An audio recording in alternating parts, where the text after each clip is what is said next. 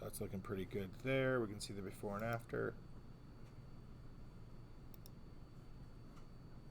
Pretty good, right? Pretty quick and easy with that. All right, good there.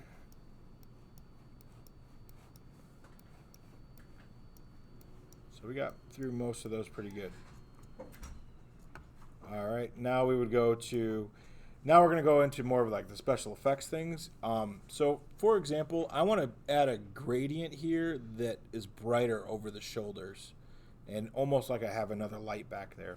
So I'm going to go to the radial gradient, and I'm going to start with something that is maybe darker, so I can do something like this, right? So if I do this here, but of course you guys know, as I do this, it's making everything darker, including him. So what we want to do is a range mask. So right down at the bottom of this here, we have range mask off. And we have two options, color and luminance. Well, the easy thing for us to do at this point is we could do color, because there's literally a purple background. So if we do color, it's going to give us this color picker here.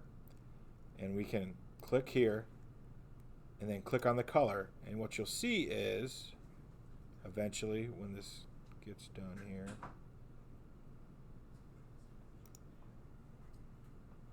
hey, Nick. What you'll see is it's going to eliminate a majority of that mask on top of him, and it's only going to affect this outside area. So to illustrate that, if we look here, see how it doesn't affect him as much? There are certain things we're going to have to worry about, though, like this right here. Like, what is that all about, right? So we got some things to fix there. We can also use this feather right here, which allows us to blend it in or not, right? And we, well, actually right here, the amount right here. So we'll open that up. So we can do this right here, and this blends it in or not. And so we can come back in too with a brush as well. So we got this one set up. I'm actually going to make it a little bit brighter on top here. And then I'm going to take this, stretch it out a little bit more, just so it looks like there's another light behind him. Then what we can do, we could even, let's see, go to the brush right up here, and I'm going to fix the hair here, because I'm going to go to, I will go to, just draw this in a little bit more.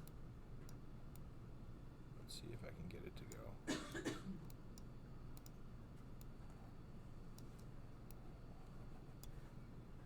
No, that's not good. Let me erase. Nope, that's not good either.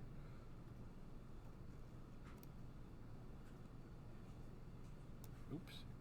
Forgot that I was on the wrong one.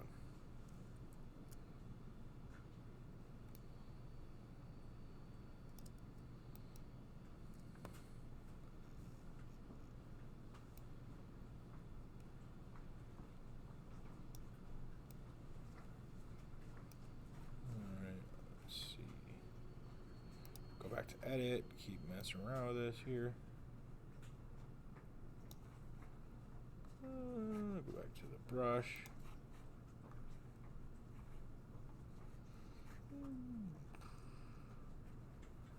Try a different range mask with this one.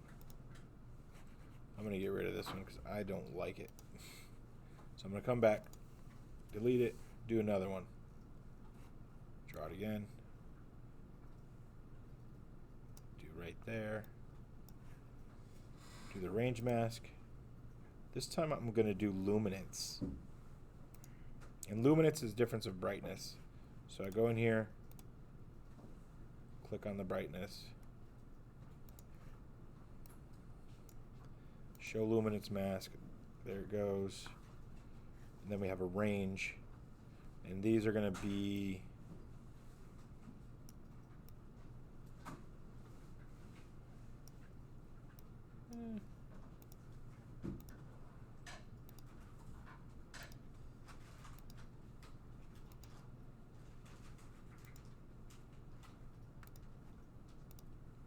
So I don't want it to be on him.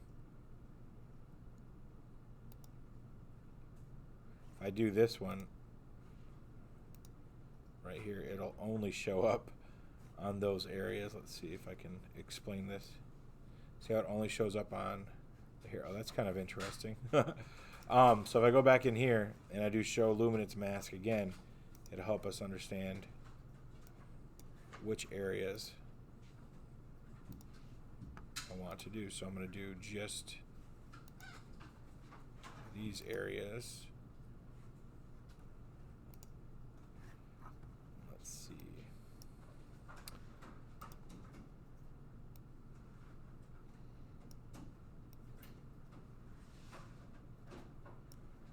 So this way it helps us a little bit avoid some of those weird things that were happening with the blend of the hair because of the color. So now I can go through and you can see, if we do a luminance mask, the black and white is not being affected. That kind of orange area is being affected. So you can on and off, boom, boom. And if it affects too much of this area, this is when we can go back with a brush and we can do an erase, for example, and eliminate that from this area. So there's different ways to use those gradients. I tried one way, it didn't work out, so I went back. All right, I'm going to try a different way. Doesn't take you any, time at all, really. But the benefit to it is that you can really get these special effects that you might that might enhance what you have. Because honestly, I used a couple of lights, one right here, and then one right here. I didn't have a third one for the background, so this actually helps that I can actually kind of recreate one at this point. So I can even do the same thing if I come in with an adjustment brush, and let's say I do an adjustment brush and I want to make this lighter here, right behind his shoulders there. I make this all really bright, and I can go down here to range mask. I can do color and then choose that color. And so it sticks to the background here and not to the foreground. So I put this here. Now I can do the blend, so to speak. I can easily come back up here and adjust this a little bit more. And then if I want to make it a little bit warmer or cooler, I can do that right there. So we can actually mimic a lot of lighting with this type of editing. All right. So I'm going to close down the brush there. And one other thing with adjustment brushes. Now the one bad thing with Lightroom when we start to do all these crazy local adjustments is that it can slow down your processor, okay? Your processor can't keep up with a lot of these changes. So the more spot, the more gradients, the more adjustment brushes that you have, it can slow down and potentially crash your machine, depending on how strong your machine is. These are pretty robust machines, but they all have their issues, as you guys know. So what that means is I'm going to want to take this up to a certain point to when I can do a lot of this stuff in Lightroom, and here I'm going to do some burning and dodging, but you always want to have that option to use Photoshop, which actually handles it much better just because of the design of the software. So what I'm going to do is burning and dodging, if you recall, is making things brighter or darker. And I'm just going to do it with a simple adjustment brush here and maybe make things a little bit darker. And I'm going to try and pull out some more definition, some tone here. I actually, I'm just going to draw on top of the shadows and just make them look dark at this point, just to set us up. I made him do push-ups right before this because I was like, you gotta look like you're ripped, son. And so he was down there, and I was pushing on him, trying to get that, gym pump. So we just established our shadows there, and we're gonna just use this to feather it in a little bit, just a touch. Now we can come back with a new brush, and we can take and draw in some highlights here. So if we want to make that a little bit pop out a little bit more.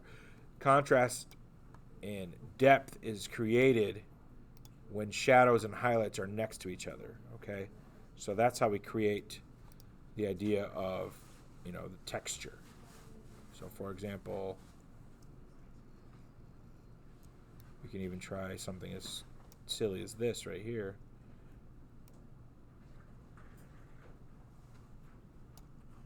And then calm it down a little bit.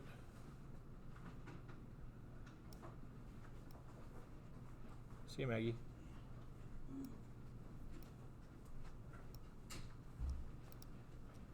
So now the illusion there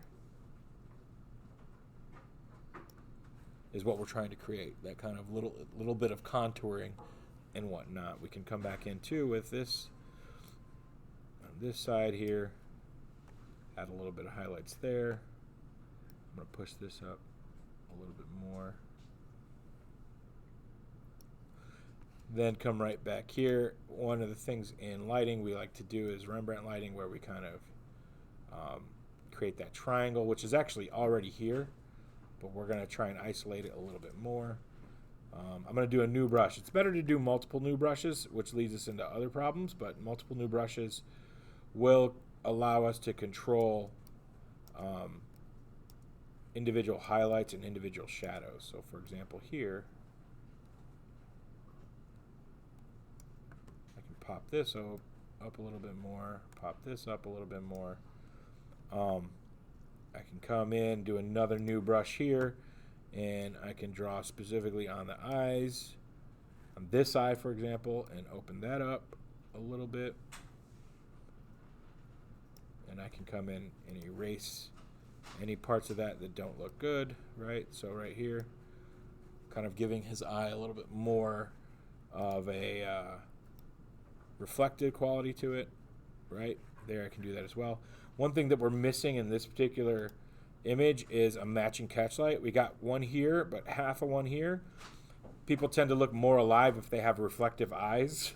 So what we can do is with just a straight up adjustment brush, create a new brush, zoom in close, and get something in the relatively similar area and just make a single mark like this right here.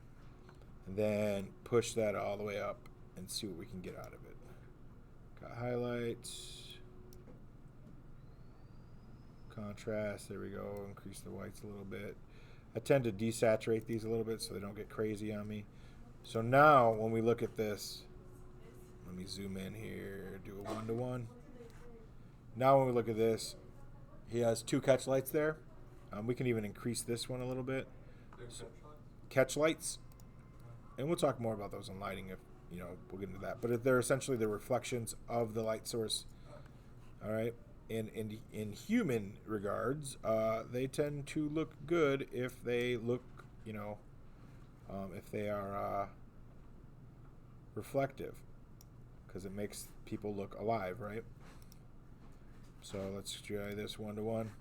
So you can see right there, it's a little bit big, but we can come on this side here, and we can get in there and add more to this one if we wanted to. And now they're kind of the same size. So there we go. We got some catch lights in there. We can add some more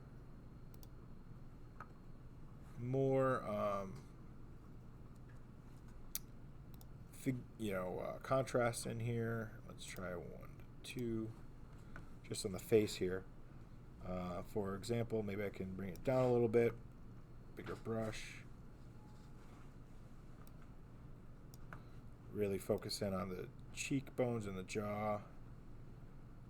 And right now, we're just kind of doing these very general marks because we have the ability to come back and change a lot of these after the fact. Give him a beard, see what he thinks about that.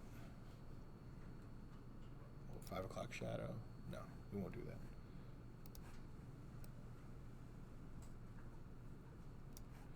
All right, and then here we can just a little bit down right there. Maybe right here could use either something to make it brighter or darker, so we'll draw that in maybe down here.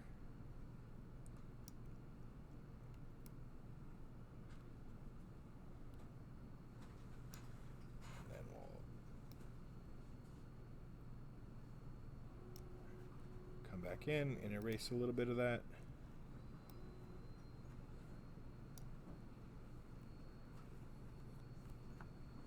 Alright. Let's see, what is this one? If you hover over these brushes, they tell you what they are.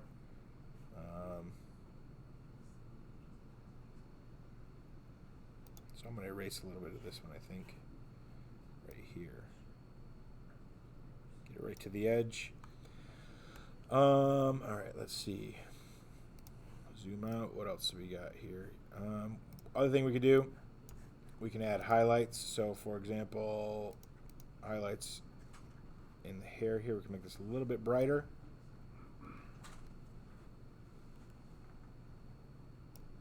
We'll have to manage these in a different way in a moment. Everybody has more gray hair now than I do. Yeah, oh yeah.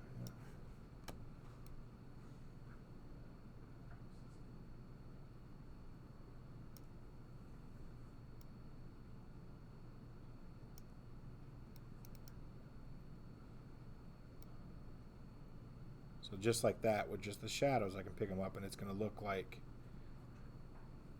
a highlight there, all right? So let's see here. Let's take this and we can see what this whole thing looks like with and without here. So that's with the adjustment brush, without it. So you see how much modeling we did there? The ability to give someone this kind of texture and contrast, and that's essentially burning and dodging right there. I'm going to fix this one too. Let me see. Alright. Alright. So, we got that kind of settled. We went through all of our local corrections. Now I'm going to show you guys a way. We're going to take this and we're going to do an edit in. Open a